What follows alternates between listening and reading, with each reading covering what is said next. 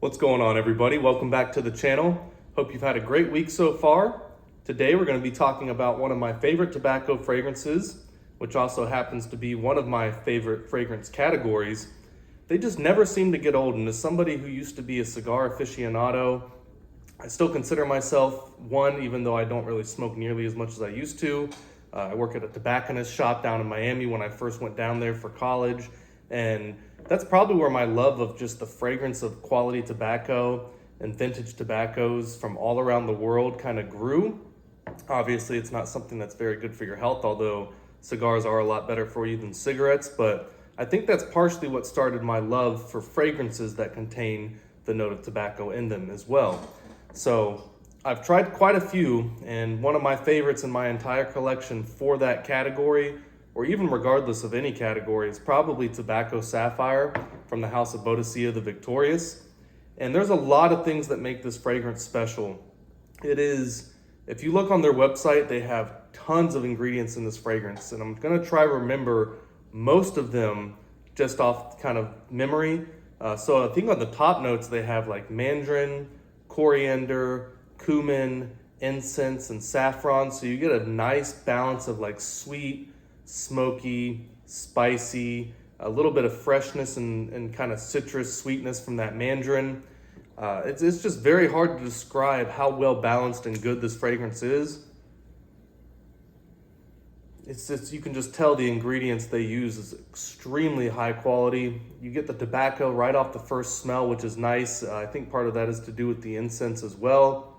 It's also got a lot of florals in there. You know, I can't remember every single one in here. I think it has heliotrope, I know it has rose, and it may be magnolia or hedione in there. And man, this fragrance, it again is just so well blended. It's very difficult to describe it unless you've tried it.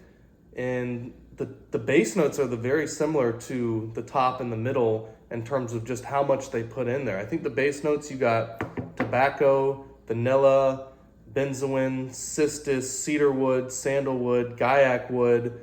Obviously, you have a very, very heavy and quality note of tobacco in there as well. And for me, that's the main component of the base notes. You got some musk in there to kind of balance everything out as well. But guys, if you're a fan of tobacco fragrances and you're a collector, treat yourself to something like this. Obviously, it's something you're probably not going to wear as a signature scent or wear every single day. So it's something for special occasions.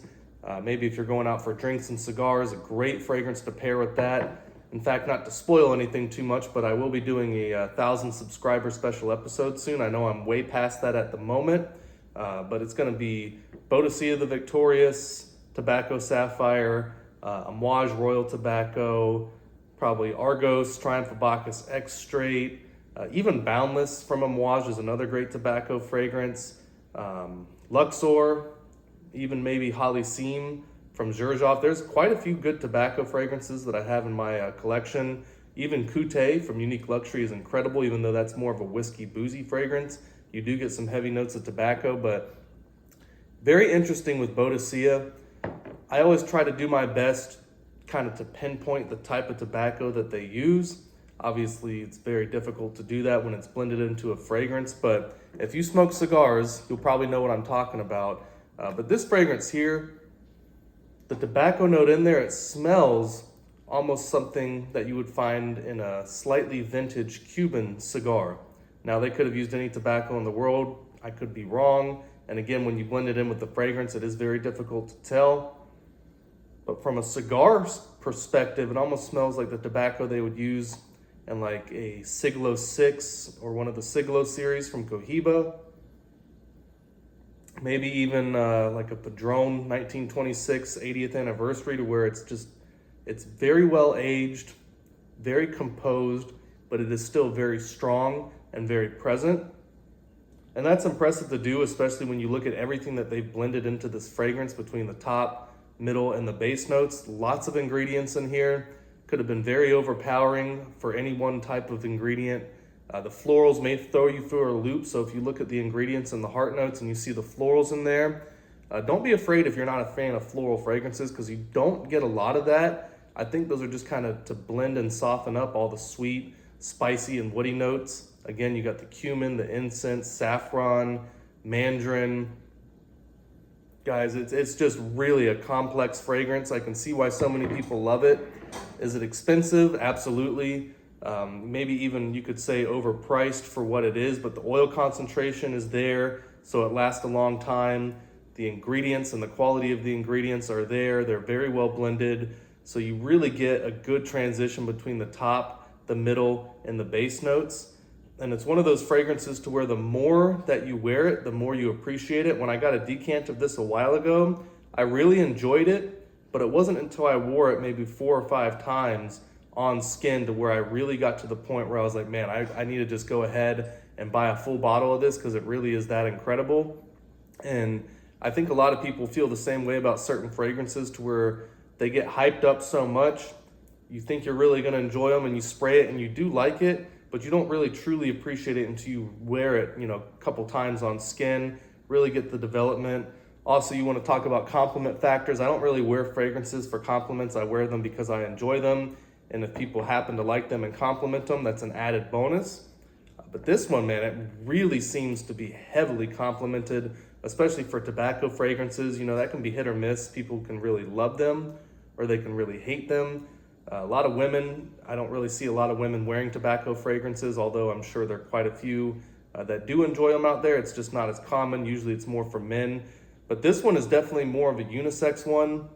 Even though it has some masculine qualities, it's something I feel like a woman could wear it if they really enjoy the note of tobacco. But guys, again, it's about $800 US retail when you look at the conversion rate between the American dollar and the British pound. And I believe it's David Crisp, that's the CEO, and Christian Provenzano, that is the perfumer on this. And they're just magic together. And he's had his hand in a lot of stuff, Christian.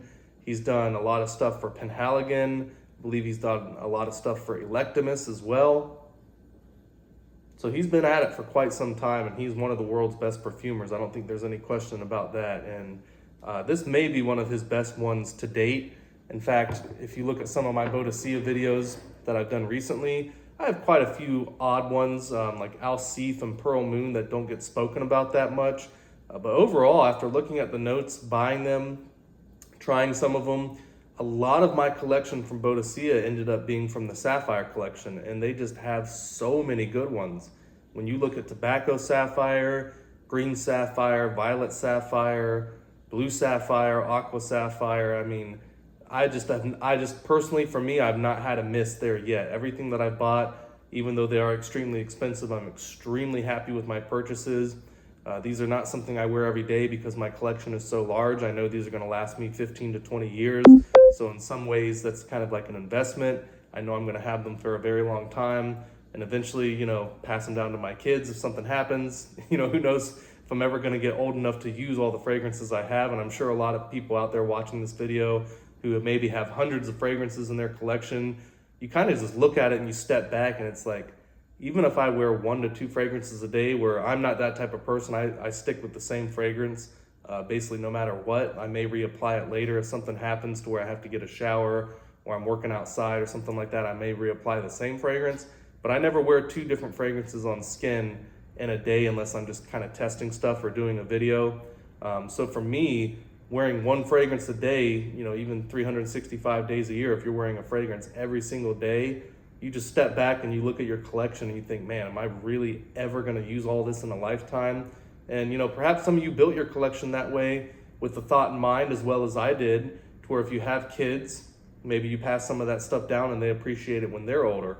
I know my son, I won't get into his age or anything like that, but he's old enough now to where he's able to appreciate some of this stuff. And it's kind of fun when I get a new, perfume in or something like that, where he kind of comes in and smells it and he goes, oh, I'll give that a 10 out of 10 or a 9 out of 10, So he's actually at the point where he's smelling them and rating them and then actually appreciating them. So as he gets older into his teenage years and maybe his early to late 20s, who knows, maybe he'll start getting into collecting as well. Hopefully he won't steal too many of mine out of my collection, but Boadicea, for me, the house as a whole, and especially tobacco sapphire, whether it's expensive, that really just depends on what you value in terms of how you buy fragrances and how much you make per year and what you kind of delegate towards spending on luxury items. And for me, at least, Boadicea is just an absolutely wonderful house to collect. It's very high quality. And again, just kind of like Raja Parfums and some of the higher end stuff, it's kind of like a buy once, cry once. You know, you don't wear them all the time. You're gonna have them for a very long time in your collection as long as you're careful. And yeah, for me, it was not a difficult decision at all, even though I have a decant of Tobacco Sapphire. I just wanted to make sure I had a full bottle in case maybe they went out of stock or something like that, because truly, Tobacco Sapphire is one of the best tobacco fragrances out there. I've almost tried every single one, at least worth mentioning. And especially in that niche luxury high-end category, this is just absolutely top tier stuff. So guys, hope you enjoyed the video. Again, I'll try to find the time to do it. Been very busy, but I will be doing a 1,000 subscriber video. And I think what I'm gonna do for the premise, again, I'll do like a tobacco fragrances, put like 6 or 7 up there for my collection that are my favorites. And then I'll go over the fragrances, and after the fragrance part, I'll separate it and then do a drinks and cigar pairing with each fragrance. So people who are just interested in the fragrances, they can watch the first part of the video and be done with it. If you're interested in, you know, bourbon, single malt scotch, rye whiskeys, cigars, you know, I'll be doing a fragrance pairing with different cigars and drinks for those that are interested. So it'll be kind of something for everybody. And I really look forward to doing that. I just got to make sure I get the time down that I can commit to doing maybe a 25-30 minute video for that. So appreciate you guys watching. I know you don't have to. Like and subscribe, maybe a membership to the channel. It really helps keep things independent and helps me review more fragrances like this. So next time with the video, I'll be seeing you shortly, and I hope you have a wonderful weekend, all right? Bye.